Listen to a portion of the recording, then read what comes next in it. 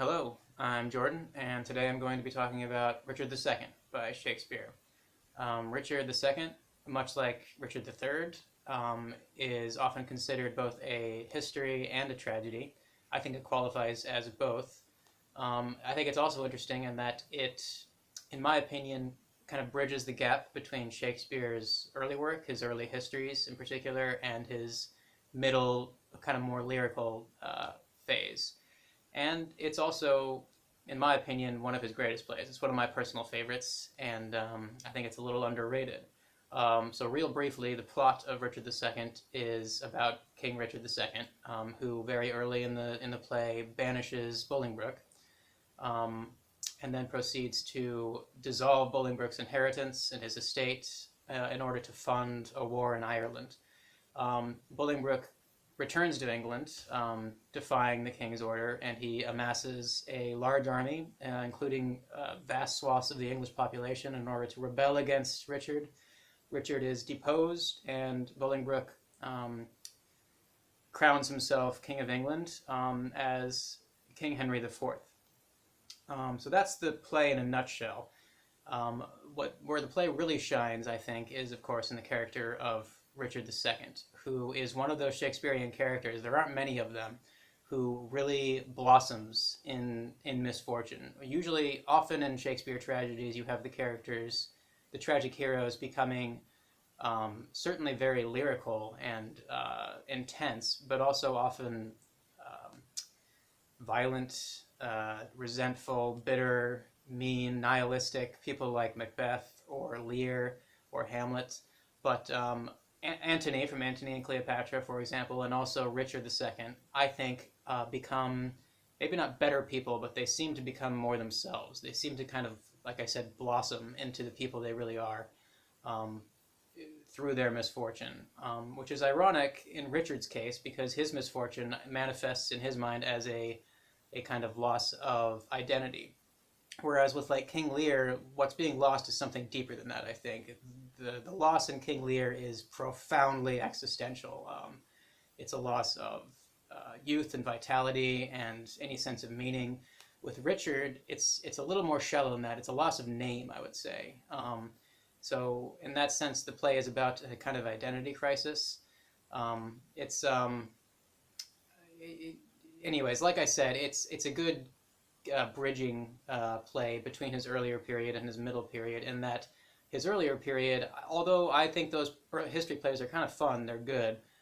They're a little stiff. They are action packed. There's a lot going on, but the language is quite stiff. He has early Shakespeare had a tremendous affinity for rhyming couplets, and to a modern ear at least, that can come across as a little formal and wooden. And there is a lot of that in this play, but it really works because it's set into relief by Richard, who starts out the play very much subscribing to that kind of pattern that the rest of the play does, and also starting out as not a very good king.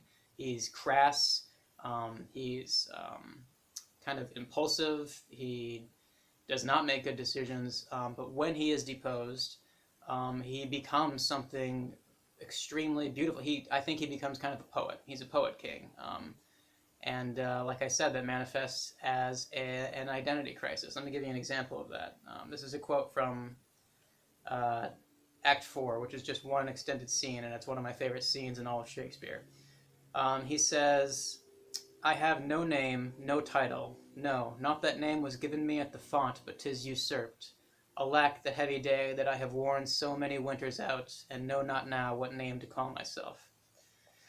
Uh, as a man in his 30s who still doesn't know what the hell to do with my life, that that line really gets to me. That I have worn so many winters out, and know not now what name to call myself. That's wonderful. So his identity crisis is a kind of elevation for him because I think he discovers that he is an unbelievable poet. And because he has lost his identity, his face, his crown, he becomes obsessed with metaphor. And he creates these very tangled, beautiful. He can't stop comparing himself to other things. And he just, his soliloquies kind of devolve into these series of associations that can be quite difficult and dense, but also beautiful. Like here's an example. that I love, where the metaphor, he's comparing himself to a clock, but it's so convoluted and dense, and yet the language is so rhythmic and striking that I just think it's a wonderful passage. He says, I wasted time, and now doth time waste me. For now hath time made me his numbering clock. My thoughts are minutes, and with sighs they jar their watches on unto mine eyes, the outward watch, whereto my finger, like a dial's point, is pointing still, and cleansing them from tears. Now, sir, the sound that tells what hour it is are clamorous groans which strike upon my heart, which is the bell. So sighs and tears and groans show minutes, times, and hours. Uh, that's wonderful, I think. So Richard is a fantastic character, and the play is wonderful because it is so formal. I think this play has a reputation for being one of Shakespeare's most tonally consistent plays. Say what you want about Shakespeare, I do think many of his plays are sloppy as far as structure. I think the most egregious example of that is Hamlet, personally. I also think Richard II is far more tragic than Hamlet. Where is the tragedy in Hamlet? Is anyone actually sad to see Hamlet die? I mean, at least in death, he finally shuts the hell up, right?